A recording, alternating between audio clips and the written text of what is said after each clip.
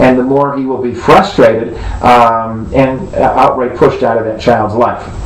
In any event, he becomes number 3. Let's say the father, now that the custodial parent has become empowered by the state, usually it's a she, begins to now control and dominate the inferior parent.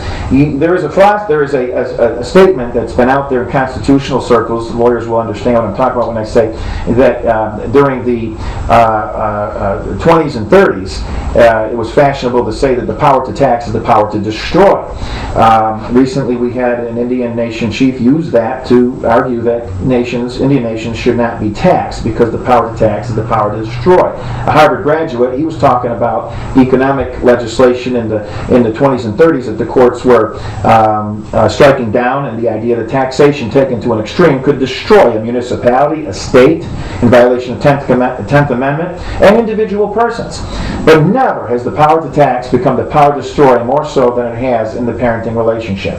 The superior parent can tax and destroy the lower parent by, as we all know, in support court, they come in and get your financials, they look in your background, they hound you like some kind of a common dog on this inherent presumption that you don't want to support your children. Everybody who comes into domestic relations court is assumed, every father, non-custodial parent, assumed that they don't want to support their children. It's a wrong presumption. The presumption is created by this formula that has to be applied in every parenting case. It's wrong. The parent's properly raising a child's not in public assistance, and there's no real complaints between the parents of some major issue, then the formula shouldn't even be considered.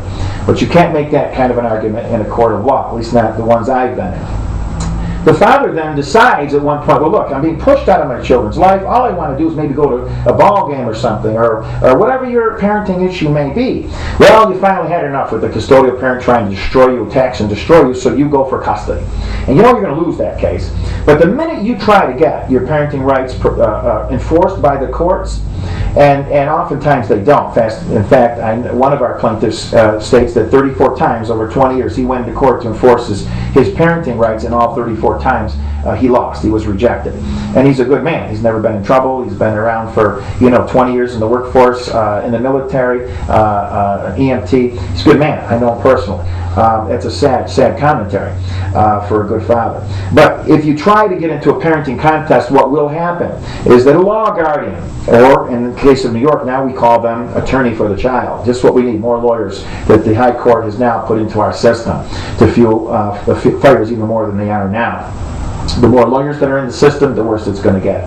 You've heard the old adage that a community can't support one lawyer, can always support two. They can always come up with arguments to create a custody or divorce controversy, milk it until the parents don't have any money left, and that's when the lawyers run. So what we have to find is a way to limit and reduce the contests that are created under these various state laws.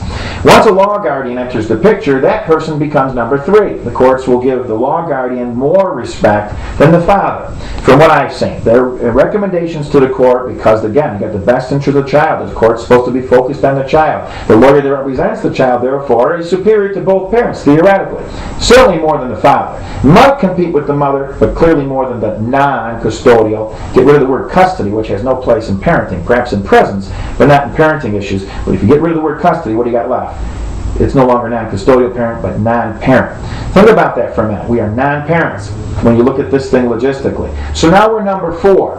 After a while, we turn to 5, 6, and 7 when you get caregivers involved, school teachers, even babysitters, paramours, stepfathers. All these people, in the eyes of the court, typically will take superior role, superior parenting authority over the father. And as a result, you are removed from the children's lives or trivialized to such a level you may not even know they're not paying attention to you anymore. You are not parenting them, other people are.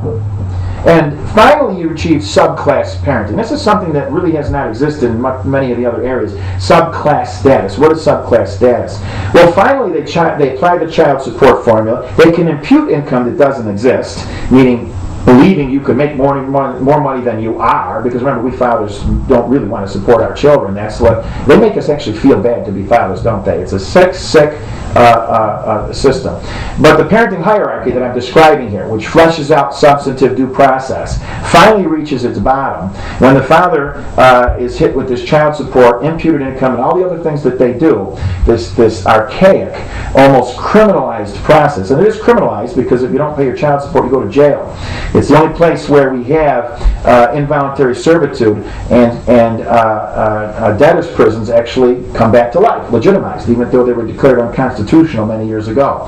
And so now the father struggling to make a living, and he can't because you can't support two households, is finally made to pay for the very system that took his children away. And most men can't rationalize that. The logical mind can't rationalize that. So what do? They become fugitives, they become criminals, they're not really criminals, but the state treats them as such, and they feel bad about themselves, like there's something wrong with them.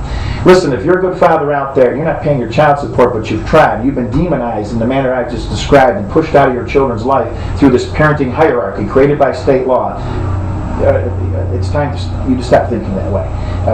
Turn around, understand something. You are the good man, except that you've been, like many in the history of America, you have been demonized because you have become a victim. You have become an arbitrary subject for the economic better interests of other people. You are being used.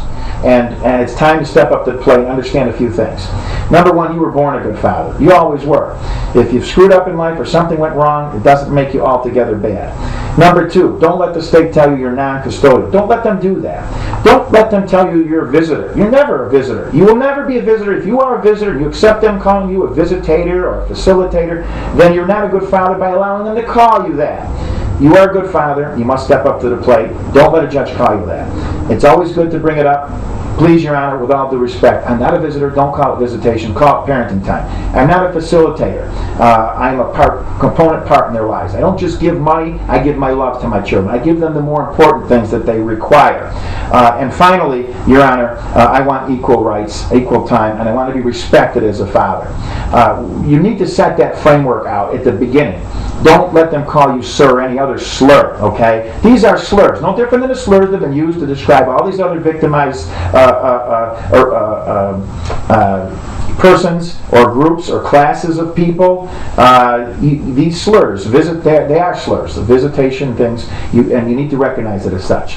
So what we are doing in our radio programs across the country is getting the word out on television, in the news media, the opinion guest columns I'm offering around the country. So we're trying to get you involved. National League of Fathers has to come to the forefront. Its day has arrived. We need as many constituent groups that are in existence to join us as a nationwide network, a system that they won't be able to take down. It is something that we have to help through contacting the people here on this website, if that's where you're getting this information from, or letters, or numbers, any which way that you can get a hold of us and get involved. We can do it. We have the power of the internet today. They cannot stop us, but you have to become involved. And you can't back off when something is finally corrected in your life because you're helping other fathers. It's a fraternity, but it's also a nationwide family of mothers and fathers coming together to protect their children and stopping this country from going to such a heinous level that we're going to, as a civilization, self-destruct. And I love America. I love my children. I love all good parents. I love the Constitution. And I am going to sacrifice my career, as it's probably already been sacrificed in my lawsuit against the New York State Judiciary, that if it should come to bear that I lose my career, my license to practice, or anything else, it will have been for the best cause I ever could want to pursue. I'll look back on life knowing that I did good by my country and my family, and as a good father, I never failed and never gave up. So don't give up. Men and women, come together, join our cause, help us in our lawsuits. If you want to become a part of this lawsuit, contact us. We will screen all of you that have a personal situation. You will become an anonymous party. It'll be a John W. like all the other ones. You can check the public record lawsuit that we have filed, and you can become a part of that lawsuit. My hope is we'll get thousands of people to join this lawsuit, so it'll become eventually a class action lawsuit, and this is one of the many ways that they won't be able to stop us. We need resources. We can't do this without funds. We can't do this without people. We can't do this without lip service. If you're calling us just to tell us a story, look, we're sympathetic to your stories, we are the rest. But we can't do that. I can't do that. What we need is your help. We need your resources. If you can get it from us, you may know a relative that has those resources at his or her disposal. This couldn't be a better cause to put it to. We are not for-profit corporation, and we'd be happy to help you. I want to thank you. I want to thank you for the time you took to listen to this. It may have been long, but it may become one of the best things that you ever watched or heard in terms of your commitment to your family and your country.